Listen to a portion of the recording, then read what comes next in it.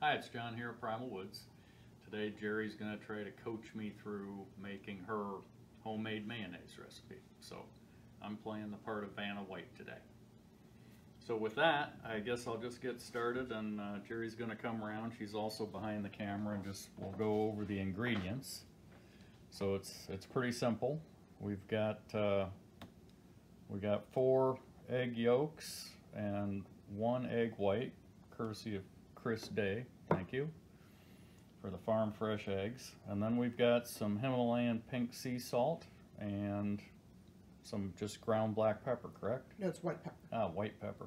How much each of those, Geri? So a half a teaspoon of the Himalayan pink salt, and then the white pepper is 1/8 of a teaspoon. 1/8 of a teaspoon. Okay, then we got a tablespoon of the Dijon mustard.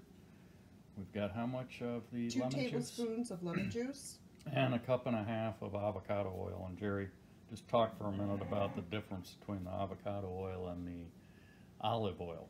So I use the avocado oil. It has really very little taste to it, so it has a very mild taste to the mayonnaise, where if I use olive oil, it has a little bit different taste, and I just don't like it that much. Okay. So the ingredients that we do use here are the brands that we use, just to give you guys an idea of what we use. Oh, I'm trying to move the olive oil, or the lemon, I should say the avocado oil.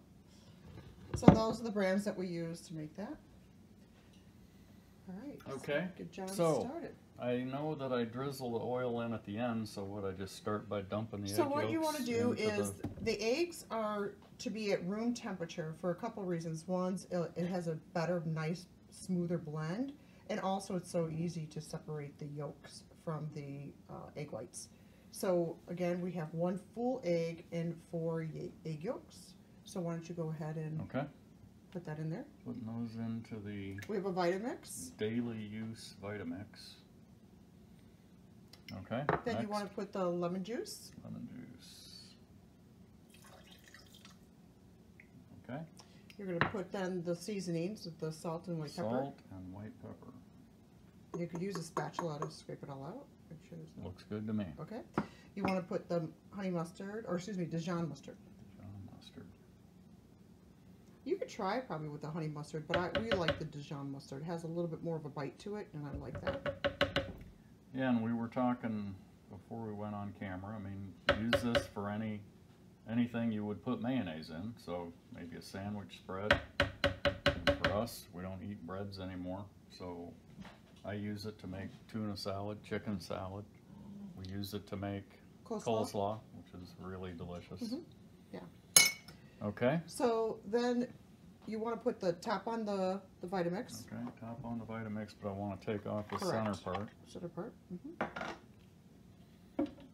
Okay. What you're going to do is you're going to start the blending, and then you'll mix that mixture first, and then after that you're going to start drizzling the avocado oil. The key for the mayonnaise is you have to do an extremely slow drip on the mayo for it to coagulate. On the avocado oil. Yes, so that the oil will then, you'll start seeing it turning creamy white and thick. Okay, so then how do I know when we're done?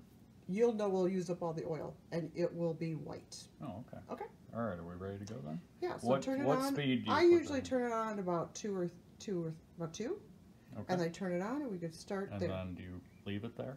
I just leave it there, and sometimes I have to turn it up when you start hearing the motor maybe sound a little All right. more. All right, so with that, we're going radio silent while we do the mixing in the Vitamix. Here we go.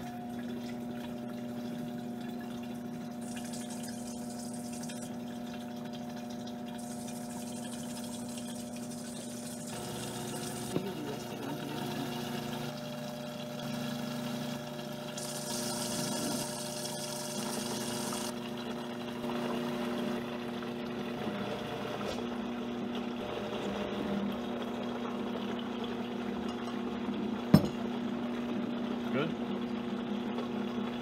Now we want to check the consistency. So why don't you, here first before you do that, let's look inside, see how it looks.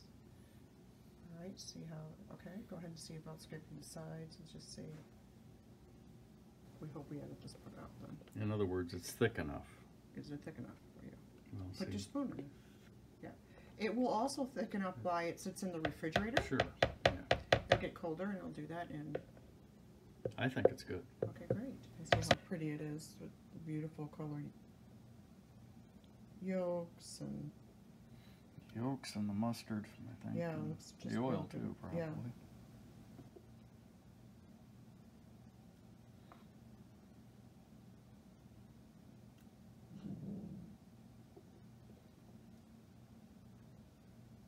You could store this, I've stored it for weeks, but usually the standard length of the how for your eggs.